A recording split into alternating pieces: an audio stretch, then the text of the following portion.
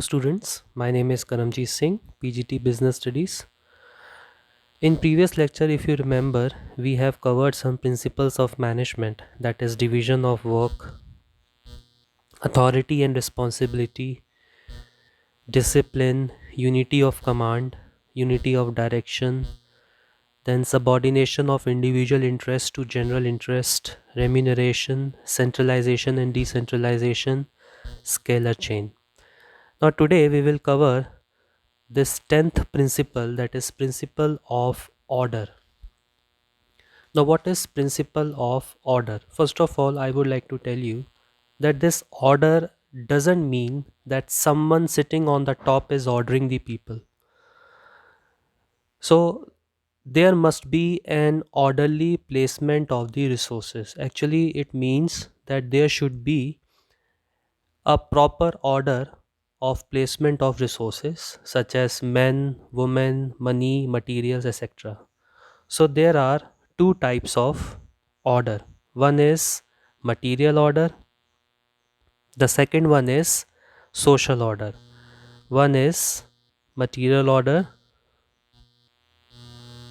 this is material order, and the next is social order.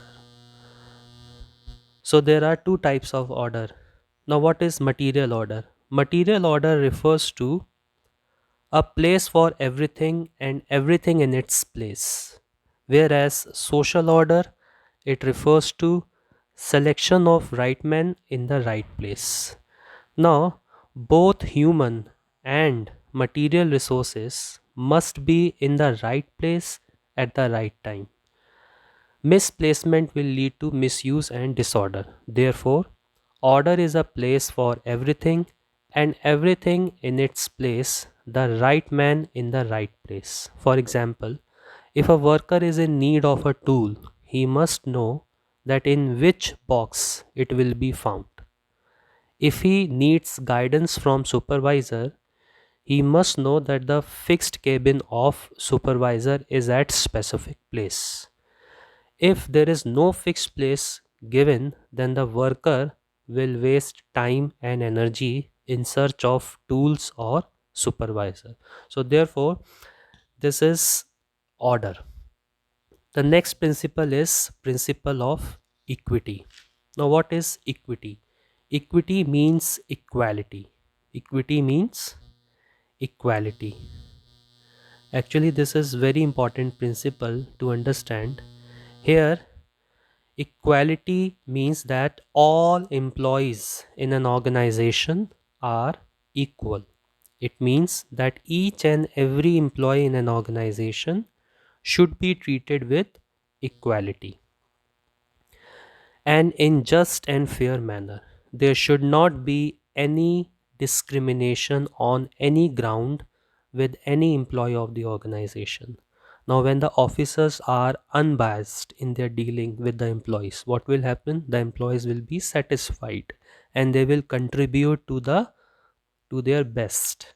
So if this principle is violated, then it leads to dissatisfaction among the employees or delay in achievement of organizational objective, or we may say that it may also lead to lack of respect towards superiors and workers because there is discrimination.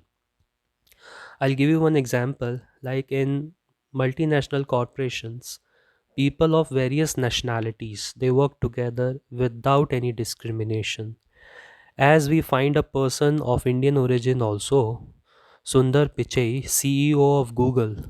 Likewise, there are many Indians who are working in many multinational corporations. So this is the principle of equity. The next principle we are moving ahead is stability of tenure of personnel. Now, you need to understand the meaning of stability. Now, what is this stability? This stability word here means that there should not be frequent change or transfer of employees. Whereas there is one more word, that is tenure. Now, tenure means duration. Now, what is this principle? This principle states that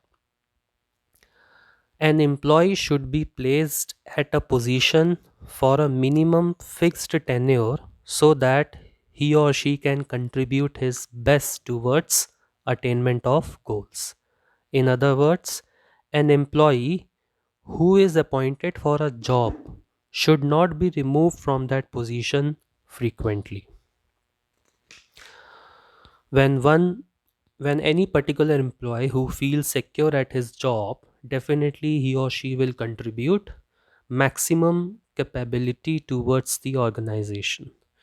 So therefore, stability also helps the employee to know each and every aspect of the job with the passage of time, which helps in performing the job with greater efficiency and minimum wastage.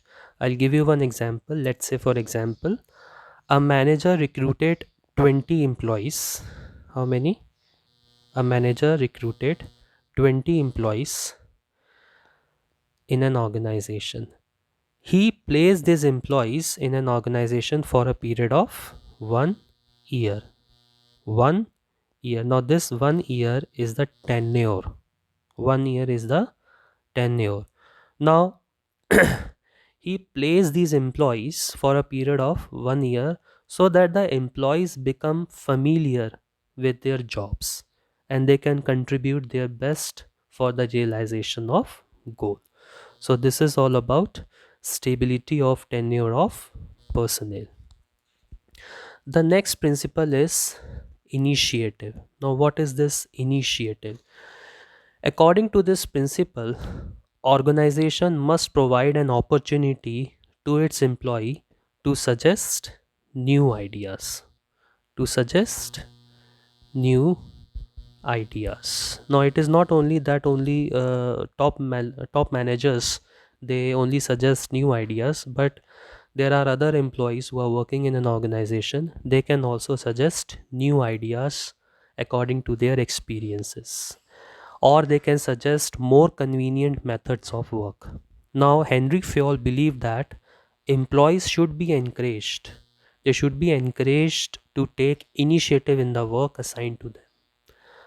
Now, workers, when they take initiative, obviously there will be a sort of motivation. So, workers can be encouraged with the help of monetary and non monetary incentives. So, in other words, Fayol believed that you should encourage employees to think outside the box by rewarding more money or a perk. We can say by motivating them financially or non financially incentives. So, this is the principle of initiative. Now, the next, this is the last principle, that is Esprit de Corps. Now, what is this Esprit de Corps? Esprit de Corps means team spirit. It means team spirit. Always remember it is a keyword, or we can say team work. Team work. Now, the essence of this principle is unity. I'll write here, unity is strength. Unity is strength. So, this is the essence of this principle, unity is strength. Henry Fayol suggested that there should be team spirit as well as unity in the organization. All employees, they should consider themselves as the member of an organization. This principle states that both the workers as well as management, they should work together to accomplish the organizational goal. The reason behind this principle is that team contribution. See, team contribution is always important than individual contribution. The best example is cricket team, right? So this principle is very helpful in the organization as well as in our daily life, because this bring a sense of belongingness as well as association wherever human beings are involved. So I'll give you one more example. Let's say if one or two workers of a group fall sick, then other workers divide their individual target among themselves and try to accomplish their task on time. So it ensures unity as well as team spirit. So dear students, we have covered all the 14 principles of management. Now I will give you one exercise or an assignment to do. Please do that after watching this video. Okay students, thank you so much.